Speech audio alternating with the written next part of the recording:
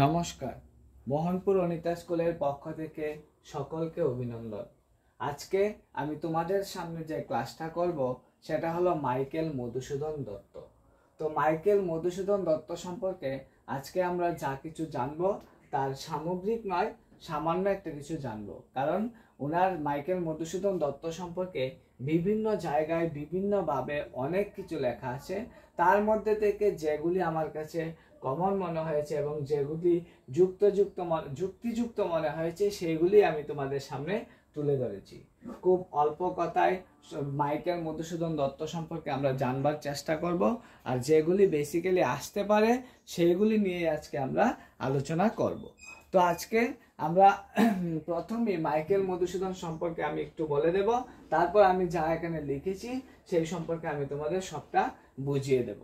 তো প্রথম আমরা মাইকেল মধুসূদন সম্পর্কে বলতে গেলে বলতে হয় যে বাংলা সাহিত্য অঙ্গনে মধুসূদন দত্তের আবির্ভাব কাল ছিল নবজাগরণের সময়। বাল্যকাল থেকেই ইংরেজি ভাষার প্রতি তিনি তার অনুরাগ সৃষ্টি করেছেন। বাংলা সাহিত্য জগতে নবজীবন বোধের সঙ্গে নবীনতম আঙ্গিক চেতনার মিলন সূত্রটি রচনা করলেন রেনেসাঁসবিদ মাইকেল মধুসূদন দত্ত। নাটকের সূত্র ধরে বাংলা সাহিত্যের ক্ষেত্রে মধুসূদনের প্রথম আবির্ভাব ঘটেছিল। অনেকে মনে করেন বাংলা নাটকের মধুসূদন প্রথম থেকে ইউরোপীয় রীতির প্রবর্তন করেন। প্রথম থেকে তিনি ইউরোপীয় রীতির প্রবর্তন করেছিলেন। তার প্রথম নাটক ছিল শর্মিষ্ঠা, যেটা 1859 খ্রিস্টাব্দে। মূল কাহিনী সংস্কৃত থেকে নেওয়া হলেও মধুসূদন মহাভারতীয় কাম বিহলব দেবযানী শর্মিষ্ঠা যথাতীর গল্পে ভারতীয় কল্যাণ সৌন্দর্যের রূপমাধুরী সংযোজিত করেছিলেন। তাছাড়া দেখা যায় যে মধুসূদনের দ্বিতীয় পূর্ণাঙ্গ নাটক, যেটা পদ্মাবতী, 1860 খ্রিস্টাব্দে গ্রিক পুরাণে অ্যাপেল অফ ডিসকার্ড এর গল্পকে ভারতীয় পটভূমিতে উপস্থাপিত করা হয়েছিল। মধুসূদনের সর্বশ্রেষ্ঠ নাটক ছিল কৃষ্ণকুমারী, যা 1861 খ্রিস্টাব্দে বাংলা ভাষায় প্রথম সার্থক ট্র্যাজেডি হিসাবে প্রকাশ পেয়েছিল। নায়ক ভীমসিংহের ট্র্যাজেডি ব্যর্থতায় আমাদের স্মরণ করায় কিং লেটার নাটকের নাম চরিত্রের কথা। তারপর হলো বিখ্যাত প্রহসন একেই কি বলে সভ্যতা, 1860-এর আলোচ্য বিষয় হয়ে দাঁড়ায়। তারপর ইয়ং বেঙ্গল সমাজের পদ্মস্থলন এবং বুড়ো শালিকের গারুড়তে দেখা যায় 1860 খ্রিস্টাব্দে গ্রামীণ জমিদারদের স্বরূপ তিনি উদ্ঘাটন করেছিলেন। তারপর তার লেখা কয়েকটা কাব্যর মধ্যে রয়েছে সাংস্কৃতিক পুরাণে মহাভারতের আদি পর্বের কাহিনী অবলম্বনে তার 4 স্বর্গে রচিত হয়েছিল মধুসূদনের তিলোত্তমা সম্ভব কাব্যটি। কত স্বর্গে ছিল? 4 স্বর্গে রচিত হয়েছিল। আমি ওখানে মনে হয় লিখে দিয়েছিলাম কয়টি স্বর্গে রচিত হয়েছিল, সেটা হলো 4টি স্বর্গে। ঠিক আছে, 4 স্বর্গে সেটা রচিত হয়েছিল। মহাভারতের যে কি ছিল তিলোত্তমা সম্ভব সেটা। তারপর হলো 1860 খ্রিস্টাব্দে পৌরাণিক আখ্যায় পাশ্চাত্যে রোমান্টিক কাব্যের রচনা প্রকরণগতভাবে অনেক সাদৃশ্য ও প্রভাব দেখা গিয়েছিল এই কাব্যে। বাল্মীকির রামায়ণ থেকে কাহিনী সংগ্রহ করে রচিত মেঘনাদ বধ 1861 খ্রিস্টাব্দে মধুসূদনের শ্রেষ্ঠ সৃষ্টি।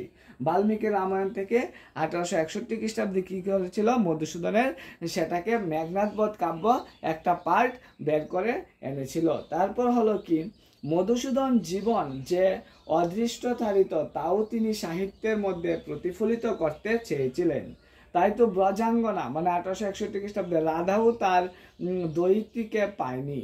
বীরাঙ্গনায় 1862 খ্রিস্টাব্দে বীর রমণীরাও তাদের প্রত্যাশা ও বাসনাকে কোনোদিন অভিগত করতে পারেনি।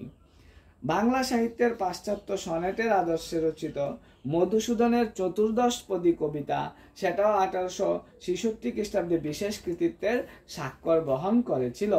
তারপর বাংলা আধুনিক নাটকের বিকাশে মধুসূদন যেমন বিশেষ প্রশংসার দাবিদার, ঠিক তেমনি বাংলা কাব্যে সচেতনভাবে পাশ্চাত্য ও পাশ্চাত্যের মেলবন্ধনের মাধ্যমে যথার্থ আধুনিকতার পরিচয় এবং সঞ্চার তিনি জাগিয়েছিলেন। এবার আমি বুটের মধ্যে যে জিনিসটা লিখেছি সেই জিনিসটা তোমাদেরকে ডিটেলস বোঝানোর চেষ্টা করছি। তোমরা অবশ্যই লক্ষ্য রাখবে আমি বুটের মধ্যে কি কি লিখে দিয়েছি। আমরা পড়ব আজকে মাইকেল মধুসূদন দত্ত। ঠিক আছে, মাইকেল মধুসূদন দত্তের আবির্ভাব ছিল কত 25 জানুয়ারি 1824 থেকে মৃত্যু হয়েছিল 29 জুন 1873। ওই জায়গাটা তোমরা লাগবে। মাইকেল মধুসূদন দত্তের জন্ম হয়েছিল 25 জানুয়ারি 1824 এবং মৃত্যু হয়েছিল 29 জুন 1873। আনুমানিক 49 বছর তিনি বেঁচে ছিলেন। ঠিক আছে, তাহলে মাইকেল মধুসূদন দত্ত জন্ম কবে? 25 জানুয়ারি 1824 এবং মৃত্যু 29 জুন 1873। ওনাকে ঊনবিংশ শতকের অন্যতম শ্রেষ্ঠ কবি হিসাবেও আখ্যায়িত করা হয়। মাইকেল মধুসূদন দত্তকে ঊনবিংশ শতকের শ্রেষ্ঠ কবি হিসাবে আখ্যায়িত করা হয়। তিনি যখন মারা যান তখন কলকাতায় মারা গিয়েছিলেন। উনি জন্মগ্রহণ করেছিলেন সাগরদাড়ি গ্রামে, অর্থাৎ যশোর জেলার কেশবপুর উপজেলার কায়স্থ পরিবারে তিনি জন্মগ্রহণ করেছিলেন। মাইকেল মধুসূদন দত্ত যশোর জেলার এক কায়স্থ পরিবারে কেশবপুর উপজেলার সাগরদাড়ি গ্রামে জন্মগ্রহণ করেছিলেন। উনার বাবার নাম, পিতার নাম ছিল রাজনারায়ণ দত্ত, মাতা ছিল জাহ্নবী দেবী। পিতার নাম ছিল রাজনারায়ণ দত্ত এবং মাতা ছিলেন জাহ্নবী দেবী। মাইকেল মধুসূদন দত্তের পিতার নাম রাজনারায়ণ দত্ত এবং মাতা ছিলেন জাহ্নবী দেবী। ঠিক আছে, এই ছিল মাইকেল মধুসূদনের প্রাথমিক পরিচয়। তারপর তিনি মাইকেল মধুসূদন দত্ত প্রথম যে মহাকাব্য তিলোত্তমা সেটা লিখেছিলেন। প্রথম মহাকাব্য লিখেছিলেন তিলোত্তমা 4টি স্বর্গে। 1860 খ্রিস্টাব্দে সেটা প্রকাশিত হয়েছিল। ব্ল্যাকবেরি অনুকরণে অমৃতাকর ছন্দে এটা তিনি লিখেছিলেন। মূল বিষয়টা ছিল রাধাকৃষ্ণের প্রেম কাহিনী। ঠিক আছে, এই ছিল তোমাদের প্রথম যে তিলোত্তমা প্রকাশিত হতো মাইকেল মধুসূদনের প্রথম মহাকাব্য। যদি আসে প্রথম মহাকাব্য কোনটি? তিলোত্তমা সম্ভব। সেটা কয়টি স্বর্গে লেখা হয়েছিল? 4টি স্বর্গে লেখা হয়েছিল। 1860 খ্রিস্টাব্দে সেটা প্রকাশিত হয়েছিল। ব্ল্যাকবেরিজ অনুকরণে অমিত্রাকর ছন্দে তিনি এটা লিখেছিলেন এবং এটার মূল বিষয় ছিল রাধাকৃষ্ণের প্রেম কাহিনী বা রাধাকৃষ্ণের প্রেম। তারপর হলো রামায়ণ তর্করত্নের রত্নাবলী নাটকের দ্বারা অনুপ্রাণিত হয়ে তিনি শর্মিষ্ঠা নাটকটি লিখেছিলেন। ঠিক আছে, কিসের দ্বারা অনুপ্রাণিত হয়েছিলেন? রামায়ণ তর্করত্নের রত্নাবলী নাটকের দ্বারা তিনি অনুপ্রাণিত হয়েছিলেন এবং তিনি শর্মিষ্ঠা নাটকটি লিখেছিলেন, যার কাহিনী ছিল মহাভারতের আদি পর্ব থেকে তিনি নিয়েছিলেন এবং সেটা হয়েছিল 1859 খ্রিস্টাব্দে। ঠিক আছে, কত খ্রিস্টাব্দে? 1859 খ্রিস্টাব্দে তিনি এটা লিখেছিলেন। রামায়ণ তর্করত্নের রত্নাবলী নাটকের দ্বারা তিনি সেটা অনুপ্রাণিত হয়েছিলেন এবং তিনি শর্মিষ্ঠা নাটকটি লিখেছিলেন, যার কাহিনী মহাভারতের আদি পর্ব থেকে নেওয়া হয়েছিল। সেটা হলো মাইকেল মধুসূদন দত্তের। তারপর মাইকেল মধুসূদন দত্ত বাংলা নাটকের পৃথিকৃত বলা হয়। মাইকেল মধুসূদন দত্তকে বাংলা নাটকের পৃথিকৃত হিসাবেও চিহ্নিত করা হয় মাইকেল মধুসূদন দত্তকে। তারপর হলো বাংলা সাহিত্যে প্রথম ট্র্যাজেডি বা বিয়োগান্তক বা সার্থক নাটক হলো কৃষ্ণকুমারী এবং তার সর্বশ্রেষ্ঠ নাটক হিসাবেও সেই কৃষ্ণকুমারীকে আখ্যায়িত করা হয়। অর্থাৎ দেখা যায় সেটা 1861 খ্রিস্টাব্দে তিনি লিখেছিলেন। বাংলা সাহিত্যের প্রথম ট্র্যাজেডি বা বিয়োগান্তর বা সার্থক নাটক হলো কৃষ্ণকুমারী, যেটাকে সর্বশ্রেষ্ঠ নাটক হিসাবে চিহ্নিত করা হয় মাইকেল মধুসূদন দত্তের। সেটা হলো কি? কৃষ্ণকুমারী। তাছাড়া বাংলা নবযুগের বাংলা কাব্যের প্রতিষ্ঠাতা হিসাবেও মাইকেল মধুসূদন দত্তকে চিহ্নিত করা হয়। বাংলা যুগের অর্থাৎ নবযুগের বাংলা কাব্যের প্রতিষ্ঠাতা হিসাবেও মাইকেল মধুসূদন দত্তকে চিহ্নিত করা হয়।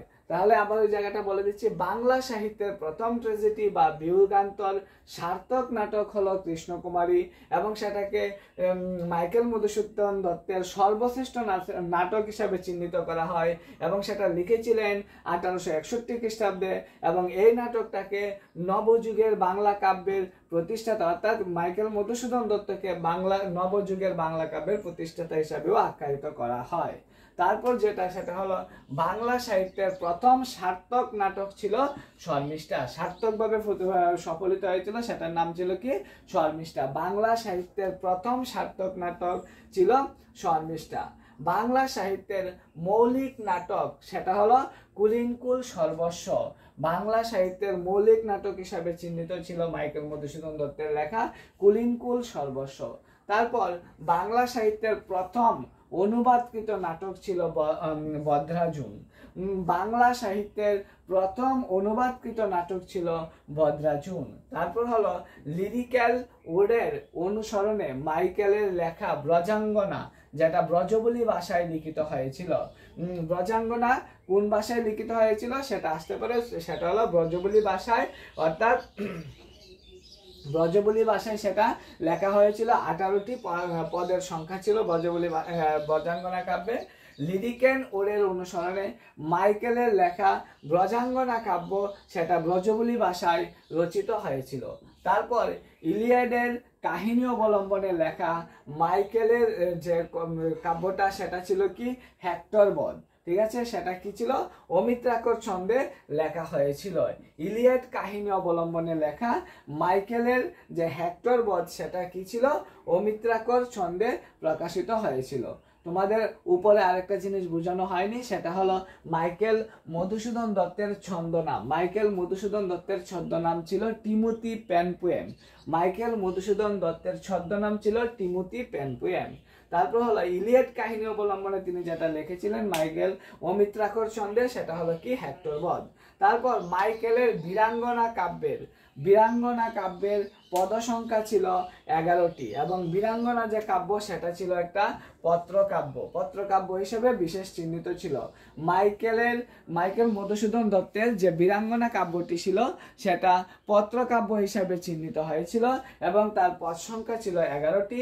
তাছাড়া এই কাব্যটিকে কি বলা হতো হেরুইডাস অনুসরণে তিনি লিখেছিলেন। হেরুইডাস অনুসরণে তিনি এই কাব্যটি লিখেছিলেন। তাহলে আবার ওই জায়গাটা বলে দিচ্ছি, মাইকেল মধুসূদন দত্তের বীরাঙ্গনা কাব্যটি ছিল একটি পত্রকাব্য। এই কাব্যের পদসংখ্যা ছিল 11টি। হেরুইডাস অনুসরণে তিনি এই কাব্যটি লিখেছিলেন, সেটা হলো অমিত্রাক্ষর ছন্দে। তারপর সংস্কৃত পর্বে এবং মহাভারতের আদি পর্বের কাহিনী অবলম্বনে লেখা ছিল তিলোত্তমা সম্ভব, যেটা তার প্রথম মহাকাব্য ছিল, সেটা তিলোত্তমা সম্ভব। সেটা সংস্কৃত পর্বে এবং মহাভারতের আদি পর্বের কাহিনী অবলম্বনে লেখা হয়েছিল। তারপর হলো মাইকেল মধুসূদন দত্তের যে শেষ রচনা সেটা ছিল কি হেক্টর বধ। শেষ রচনা ছিল কি হেক্টর বধ। মাইকেল মধুসূদন দত্তের শেষ রচনা ছিল হেক্টর বধ। সেটা হলো মাইকেল মধুসূদন দত্তের শেষ রচনা। তারপর হলো মায়া কানন, যেটা ছিল একটা পৌরাণিক নাটক। মায়া কানন সেটাও মাইকেল মধুসূদন দত্তের লেখা, সেটা ছিল একটা পৌরাণিক নাটক, এবং এটা প্রকাশিত হবার আগে উনি পরলোক ভ্রমণ করেছিলেন। তোমাদের প্রশ্ন আসতে পারে যে কোন কাব্যটি প্রকাশিত হবার আগে মাইকেল মধুসূদন দত্ত পরলোক গমন করেছিলেন। সেটা হলো মায়া কানন, যেটা প্রকাশিত হবার আগে মাইকেল মধুসূদন দত্ত পরলোক গমন করেছিলেন, সেটা একটা পৌরাণিক নাটক। তারপর হলো হেক্টর বধ, একটি গদ্য আখ্যান রচনা। হেক্টর বধ যে রচনাটা ছিল সেটা হলো কি গদ্য আখ্যান, আমি তোমাদের আগেই বুঝিয়ে দিয়েছি। হেক্টর বধ হলো একটি গদ্য আখ্যান, মাইকেল মধুসূদন দত্তের লেখা, সেটা 1871 খ্রিস্টাব্দে প্রকাশিত হয়েছিল। মাইকেল মধুসূদন দত্তের লেখা হেক্টর বধ গদ্য আখ্যানটি রচনা হয়েছিল 1871 খ্রিস্টাব্দে। তারপর হলো মাইকেল মধুসূদন দত্তের লেখা যে বীরাঙ্গনা কাব্যটি ঈশ্বরচন্দ্র বিদ্যাসাগরকে তিনি উৎসর্গ করেছিলেন। বীরাঙ্গনা কাব্যটি তিনি ঈশ্বরচন্দ্র বিদ্যাসাগরকে উৎসর্গ করেছিলেন। বীরাঙ্গনা কাব্যের তার স্বর্গ ছিল 11টি স্বর্গ ছিল। বীরাঙ্গনা কাব্যে 11টি স্বর্গ ছিল, এবং সেটা তিনি ঈশ্বরচন্দ্র বিদ্যাসাগরকে উৎসর্গিত করেছিলেন। তারপর হলো বেলগাছিয়া রঙ্গ মঞ্চে অভিনীত নাটকের নাম ছিল শর্মিষ্ঠা। বেলগাছিয়া রঙ্গমঞ্চে অভিনীত নাটকের নাম ছিল কি? শর্মিষ্ঠা। বেলগাছিয়া রঙ্গমঞ্চে অভিনীত নাটকের নাম ছিল শর্মিষ্ঠা, যেটা কার লেখা? মাইকেল মধুসূদন দত্তের লেখা। তারপর মেঘনাদ বধ কাব্যকে নাট্যরূপ দিয়েছিলেন গিরিশচন্দ্র ঘোষ। মেঘনাদ বধ কাব্যকে নাট্যরূপ দিয়েছিলেন কে? গিরিশচন্দ্র ঘোষ। মাইকেল মধুসূদন দত্তের লেখা মেঘনাদ বধ কাব্য, সেটা আমি তোমাদের বলে দিয়েছিলাম, যেটা 9টি সর্গে বিভক্ত ছিল। অমিত্রাক্ষর চন্দ্রের পূর্ণাঙ্গ গরিমায় সেটা প্রকাশিত হয়েছিল এবং 1861 খ্রিস্টাব্দে সেটা প্রকাশিত হয়েছিল। সেটা হলো মেঘনাদ বধ কাব্য। সেই মেঘনাদ বধ কাব্যকে নাট্যরূপ দিয়েছিলেন গিরিশচন্দ্র ঘোষ। তারপর হলো গ্রিক পুরাণের কাহিনী অবলম্বনে লেখা শর্মিষ্ঠা। শর্মিষ্ঠা ছিল পৌরাণিক নাটক, আমি তোমাদের আগেই বলেছি। সেই পৌরাণিক শর্মিষ্ঠাটা গ্রিক ও পুরাণের কাহিনী অবলম্বনে লেখা হয়েছিল। প্রথম ঐতিহাসিক নাটক হিসাবে চিহ্নিত হয়েছিল কৃষ্ণকুমারী। মাইকেল মধুসূদন দত্তের লেখা প্রথম ঐতিহাসিক নাটক হিসাবে চিহ্নিত হয়েছিল কৃষ্ণকুমারী। তারপর সাংস্কৃতিক নাটকের আদর্শের অনুসরণে লেখা ছিল, যেটা সংস্কৃতি নাটকের আদর্শের অনুসরণে লেখা হয়েছিল, সেটা ছিল কি? পদ্মাবতী। ঠিক আছে, মাইকেল মধুসূদন দত্তের লেখা সংস্কৃত নাটকের অনুসরণে সেটা ছিল পদ্মাবতী। সেটা প্রথম অমিত্রাক্ষর ছন্দে তিনি লিখেছিলেন। অমিত্রাক্ষর ছন্দ তিনি প্রথম ব্যবহার করেছিলেন পদ্মাবতী নাটকে। মাইকেল মধুসূদন দত্ত পদ্মাবতী নাটকে প্রথম অমিত্রাক্ষর ছন্দ ব্যবহার করেছিলেন এবং সেটা ছিল নাটকের আদর্শ অনুসরণে। তারপর একেই কি বলে সভ্যতা প্রহসন, এটা ছিল খুবই বিখ্যাত একটা প্রহসন মাইকেল মধুসূদন দত্তের, এবং এটা 1860 খ্রিস্টাব্দে প্রকাশিত হয়।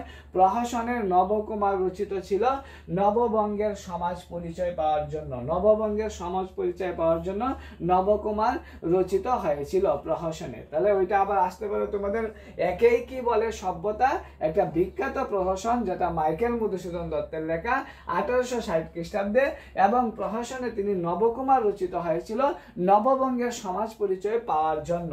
তারপর হলো ব্রজাঙ্গনা, যার পদ সংখ্যা হলো 18টি এবং রাধাকৃষ্ণ বিষয়ক কাহিনী অবলম্বনে সেটা তিনি লিখেছিলেন এবং এটা দ্বিতীয় নাটক হয়েছিল 1860, 61, 62 তিনটা পর্যায়ে তিনি লিখেছিলেন। প্রথম নাটক, দ্বিতীয় নাটক, এবং এর পদ সংখ্যা ছিল কয়টি? 18টি। ব্রজবাণীর যে মেইন যে নায়িকা ছিল সেটা হলো রাধিকা, এবং 1962 খ্রিস্টাব্দে যেটা লিখেছিলেন সেটা হলো বীরমণি। ব্রজাঙ্গনা গল্পে সেটা ছিল কি? বীরমণি, সেটা ছিল বীরমণি। তারপর হলো ব্রজাঙ্গনার সনেট বা চতুর্দশপদী কবিতার জনক বলা হয় মাইকেল মধুসূদন দত্তকে। চতুর্দশপদী কবিতার জনক হিসাবে চিহ্নিত করা হয় মাইকেল মধুসূদন দত্তকে। রত্নাবলী নাটকের ইংরেজি অনুবাদ করতে বাংলা নাট্য সাহিত্যের অভাব বোধ করেছিলেন তিনি। রত্নাবলী নাটকের ইংরেজি অনুবাদ করতে তিনি বাংলা নাট্য সাহিত্যের অভাব বোধ করেছিলেন রত্নাবলী নাটকের ইংরেজি অনুবাদ করতে। তারপর হলো মেঘনাদ বধ মহাকাব্যটি 9টি সর্গে বিভক্ত ছিল। কয়টা সর্গে বিভক্ত ছিল? 9টা সর্গে বিভক্ত ছিল, এবং সেটা 1861 খ্রিস্টাব্দে রচিত হয়েছিল। অমিত্রাক্ষর চন্দ্রের পূর্ণাঙ্গ গরিমায় তিনি সেটা প্রকাশ করেছিলেন। মেঘনাদ বধ মহাকাব্যটি 9টি সর্গে বিভক্ত ছিল 1861 খ্রিস্টাব্দে। অমিত্রাক্ষর ছন্দের পূর্ণাঙ্গ গরিমায় তিনি সেটা প্রকাশ করেছিলেন। তারপর হলো বাংলা সাহিত্যের প্রথম আধুনিক লিরিক কবিতা লিখেছিলেন তিনি। বাংলা সাহিত্যের প্রথম আধুনিক লিরিক কবিতা লিখেছিলেন তিনি। তারপর হলো ভিশন অফ দ্য পাস্ট হলো প্রথম সাহিত্য, মাইকেল মধুসূদন দত্তের লেখা ভিশন অফ দ্য পাস্ট হলো প্রথম সাহিত্য। তারপর হলো বুড়ো শালিকের গারুরুতে, সেটা প্রকাশ হয়েছিল 1860 খ্রিস্টাব্দে। বুড়ো শালিকের গারুরুতে সেটা প্রকাশ হয়েছিল 1860 খ্রিস্টাব্দে। তারপর চতুর্দশপদী কবিতা, সেটা প্রকাশ হয়েছিল 1866 খ্রিস্টাব্দে, এবং ওনার পেশা ছিল একজন কবি ও নাট্যকার হিসাবে তিনি বিশেষ পরিচিত ছিলেন মাইকেল মধুসূদন দত্ত। ঠিক আছে, যদিও মাইকেল উপাধিটা তিনি পরবর্তী সময়ে গ্রহণ করেছিলেন, তো ওনার পার্সোনাল বিষয় সম্পর্কে আরেকটা পার্টে আমি তোমাদের আলোচনা করে দেব। এখন যে প্রশ্নগুলি আসতে পারে সেই প্রশ্নগুলির উপর বেসিক্যালি আমি একটা ক্লাস করে নিলাম। ক্লাসটা কেমন হলো তা জানি অবশ্যই কমেন্ট করবে। সবাই ভালো থাকবে।